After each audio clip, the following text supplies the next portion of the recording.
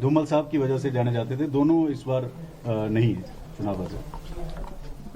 निश्चित तौर पर हिमाचल की राजनीति में जो दो दिग्गज थे वो चुनाव नहीं लड़ रहे, एक का स्वर्गवास हो गया, एक चुनाव नहीं लड़ रहे हैं।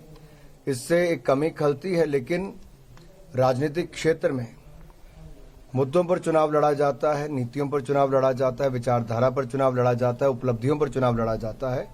और भारतीय जनता पार्टी ने अपनी विचारधारा के अनुसार जो जब कहा और जो वायदे भी किए उनको तो पूरा किया ही, उससे बढ़कर भी पूरा किया है तो भारतीय जनता पार्टी ने किया। सर, अभी विपक्ष की एक प्रतिक्रिया सामने आई, जैसे रवायत बदलने की बात लगातार हो रही है। वो कह रहे हैं कि ऐसा हिमाचल में कोई है नहीं जो यहाँ के रीति और रवायत को बदल सके।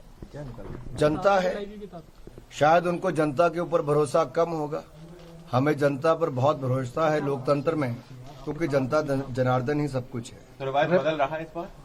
निश्चित तौर पर भारतीय जनता पार्टी ने जो शानदार काम प्रदेश और देश में किया है उस पर मोहर जनता लगाएगी और फिर एक बार सेवा करने का अवसर देगी। रेबल्स कितना खेल बिगाड़ रहे हैं?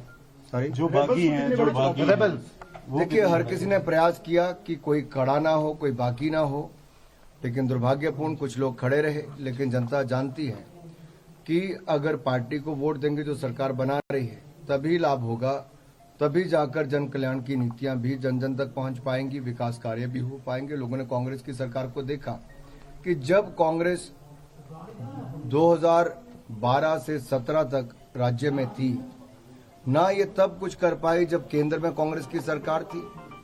हिमाचल का विशेष राज्य का दर्जा छीन लिया, इंडस्ट्रियल पैकेज को कम कर दिया, अटल टनल का काम स्लो डाउन करवा दिया। और जब मोदी जी की सरकार 2014 में बनी तो मोदी जी ने विशेष राज्य का दर्जा हिमाचल को वापस दिया। अब bulk drug park, medical device park जैसे बड़े निवेश यहां पर होने जा रहे हैं, जहां से 40,000 लोगों को रोजगार के अवसर भी मिलेंगे।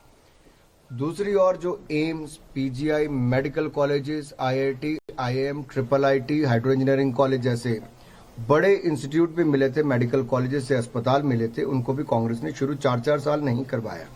4 लेन से लेकर रेलवे के काम भी कांग्रेस शुरू नहीं करवा पाई। तो जनता के जहन में कहीं ना कहीं ये बात रहती है कि मोदी जी ने तो देने में कोई कमी नहीं रखी, केंद्र सरकार का पूरा सहयोग मिला, लेकिन राज्य की सरकार कांग्रेस की उस समय विफल रही इनको लागू करने के लिए। इसीलिए 2017 में इन्होंने सरकार बदली थी और अब की बार रिवाज बदलेंगे।